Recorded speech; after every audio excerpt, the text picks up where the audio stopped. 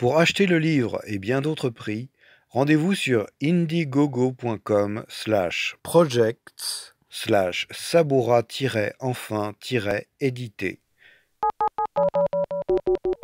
Pour cette troisième semaine, j'ai décidé de vous parler d'une étape importante.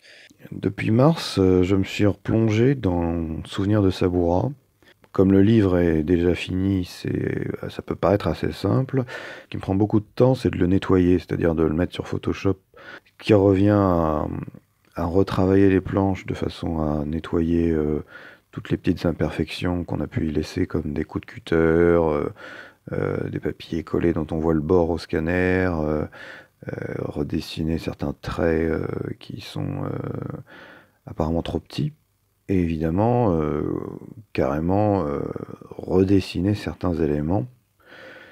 J'ai utilisé beaucoup mon comité de lecture primaire, c'est-à-dire les 6 personnes qui ont eu la chance de lire le livre.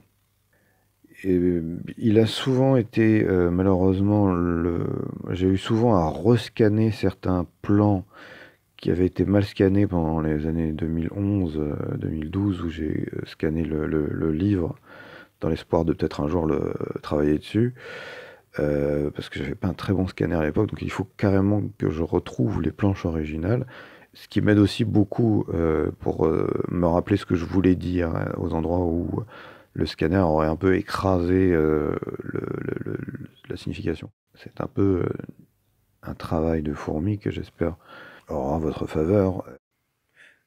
D'où l'importance d'un bon imprimeur à ce sujet.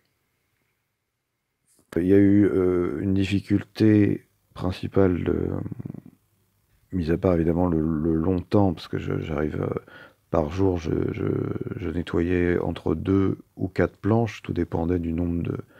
si c'était des planches très foncées ou très claires.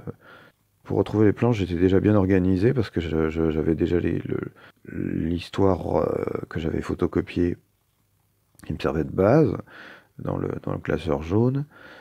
Et il se trouve que dans l'album, il y avait 3 cases que j'avais laissées à faire, que j'avais pas faites en 2011, qui sont des planches d'exposition. Ça me gavait de les faire, alors je les ai fait maintenant. Ou, comme vous pouvez le voir, certains détails pour rendre l'histoire plus compréhensible sur certains... Toujours un peu dans toute bande dessinée, il y a une étape où on se rend compte que un truc qui est évident pour soi devient complètement incongru pour les autres. Comme je dessine dans des cahiers, histoire de les retrouver, il fallait que je retrouve vraiment toutes les planches. Certaines histoires, il y avait carrément une planche qui se retrouvait dans un autre cahier. Enfin, c'était... j'ai donc procédé à ce qu'on pourrait appeler le premier tour en avril, le premier tour de nettoyage. Et j'ai fini ça en mai à peu près. Donc là, je suis en train de faire le deuxième tour, c'est-à-dire la correction orthographique. Que je fais d'après des indications qui m'ont été données. Sans trop réfléchir, j'ai fait sauter quelques corrections qui m'ont... En gros, voilà, la correction orthographique. Et puis la maquette que je ferai à la fin, tout dépendra de l'imprimeur. Si on peut imprimer en cahier, c'est réellement l'idéal.